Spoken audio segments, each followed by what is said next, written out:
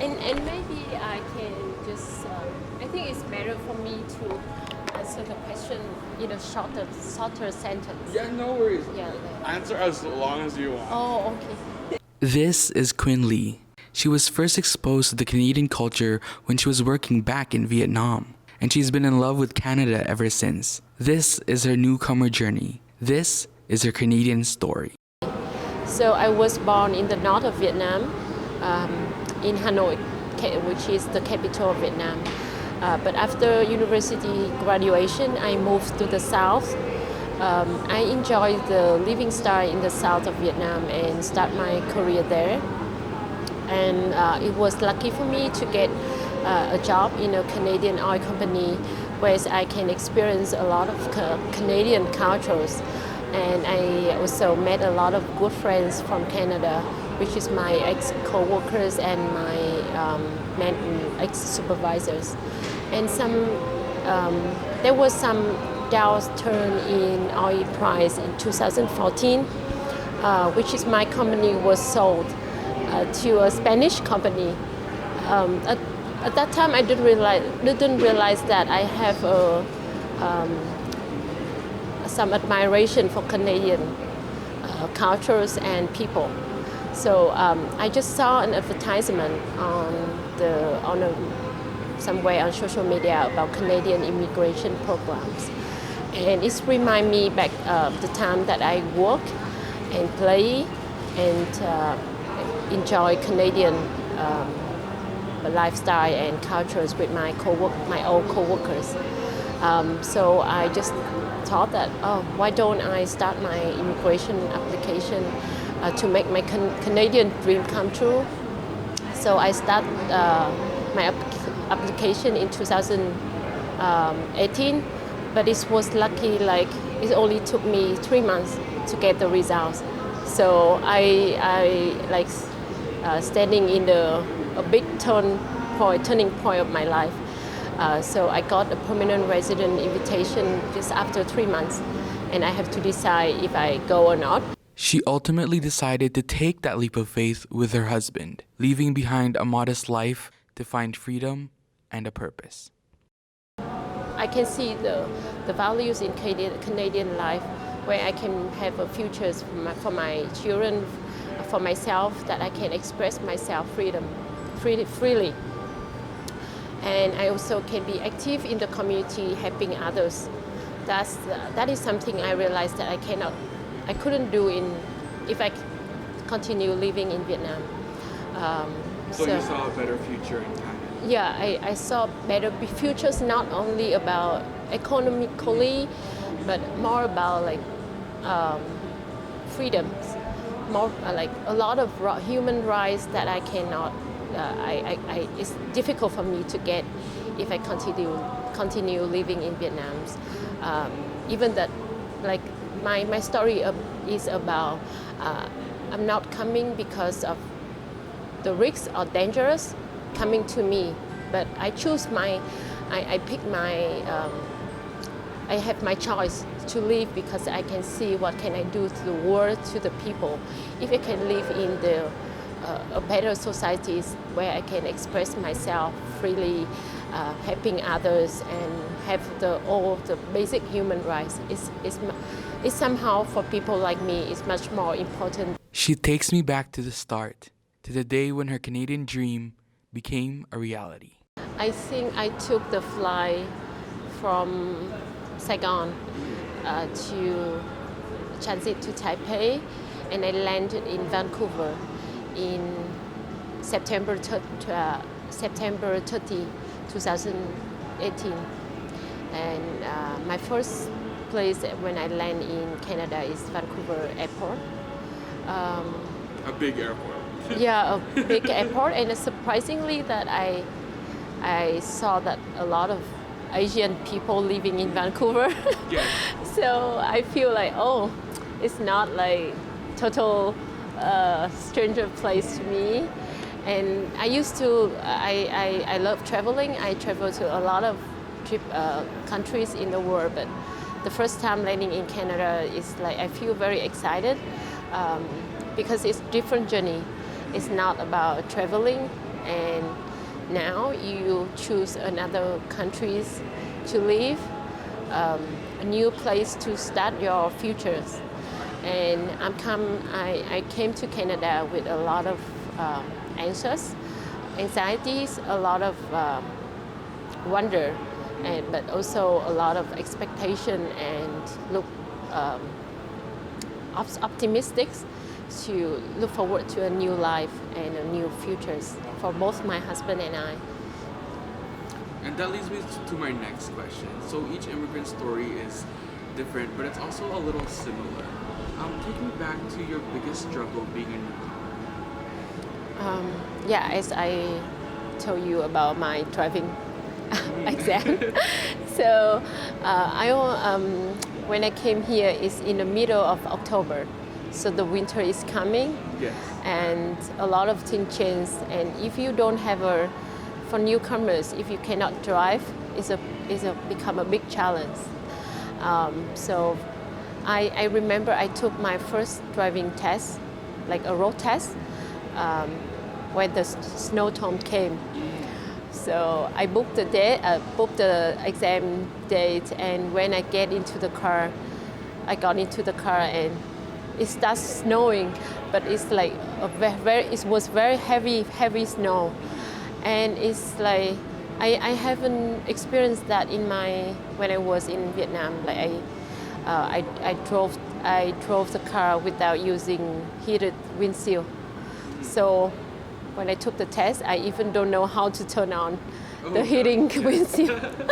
I couldn't see anything on the street, and so that's why I failed the exam. But that is some lesson I learned through the process, and after that I know how to use the heated seat, heated wheel, heated windshield. So I passed the next exam, but that is a memorable experience that I will never forget, like for the first winter in Canada. And for me, it's also a lot of challenge when you have to settle down in new countries. You have to find house, buy a car, and I remember we even don't know how to buy a car. Like we use bus to go to all the dealers to check if we eligible to buy a new car or finance a new car, and we took a bus around the city, and we didn't know that they have a shuttle service at the most of the dealers. But I always appreciate all of that experience, because it's when we look back, we know that we learn a lot of things. So I really appreciate that opportunities, and in the meantime, I also meet a lot of good people on the way that we settle on the way settling down our new life here. And you talked a lot about Vietnam. Yeah. Do you ever miss home? Or maybe like some family members or anything? Yeah, my family's, my parents-in-law are still living in Vietnam. But somehow, if you asking me like if I miss my home, I just miss my family members. Quinn tells me about the intergenerational trauma she and other Vietnamese people continue to experience, brought by the Vietnam War that began in 1955. We have a long history of conflict between Vietnamese people. Like we have some internal conflict. But when I was in Vietnam, I wasn't touched about that. And when I learned about that, I feel very disappointed of what the government what I have learned in the past. So when I was grow up, I learned about it, and I feel like someone should have a mission to heal the sad story that we have. But in Vietnam, they don't talk about it. They don't teach people about it, and they don't teach younger people about how to heal that pain. So I'm feeling home here because I can see the people who's become refugee in Canada a long time ago. Now they already settled down in Canada, but they still feeling the pain from the war. So one of the activities that I'm doing with is like I'm involved in community. I become more activity in my Vietnamese communities, helping others, not only newcomers, but also others. Any Vietnamese community needs support here in Canada in their daily life. So I try to, I found that in Canada I have opportunities to heal that pain by connecting You find that growth? Vietnamese, Yes, yeah, Vietnamese people living in Canada, not like from different backgrounds. They can become like, they can be the person who came here after the war, or any newcomers like me. They can come from the south of Vietnam or can come from north of Vietnam. We don't care about that status anymore, but we try to heal the pain that the war already created for us, and even now it still exists. But here in Canada, I can see that I have opportunities to make that mission come true. But I don't see that if I can do that if I still live in Vietnam.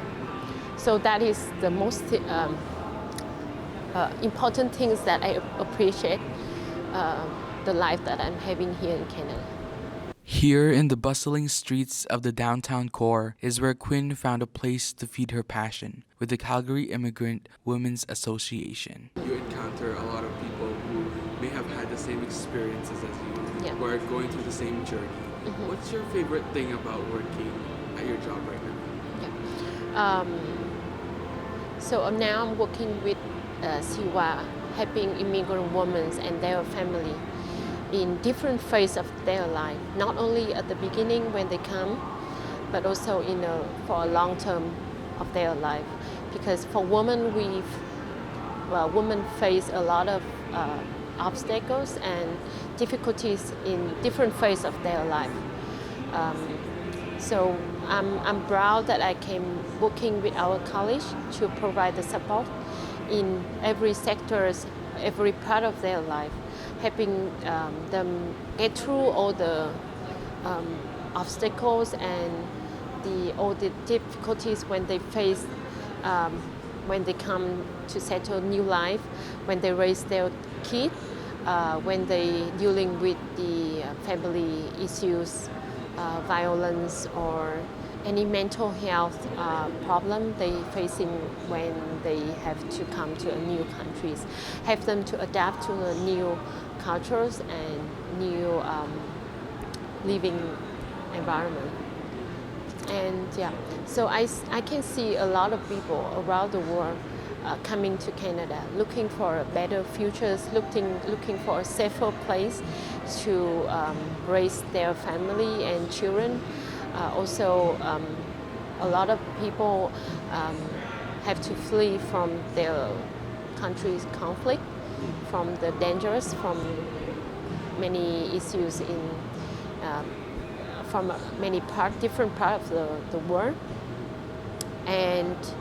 But I can try my best to provide a safe place and welcome environment for them, as what I have received from others when I came to Canada. So yeah, so that's why I enjoy every day of my working, because that is my dream, to help people, and I can fulfill my dream here in Canada. And so our conversation today will be aired in a public forum, right? Yeah. And a lot of immigrants, newcomers, or even aspiring Canadians are going to watch this video. What would be your biggest advice to them? I remember when I first told people about would come to Canada, the first impression is about, oh, why Canada? It's too cold. A lot of snow. How can you live in that -20, -30s? But the only things that I can tell you, when you come to Canada, you will know if it's cold or not. But what I can tell you is Canada is a country for warm-hearted people. So you can feel warm whenever you go, with the surrounding with the people who always support you to continue to live a better life and a safer place to raise your family. Yeah, so for me, Canada is always warm. I always feel warm here in Canada. Even the temperature outside is minus 20 something. That is Quinn Lee's story. For the Calgary Journal, I'm Noel Ormita.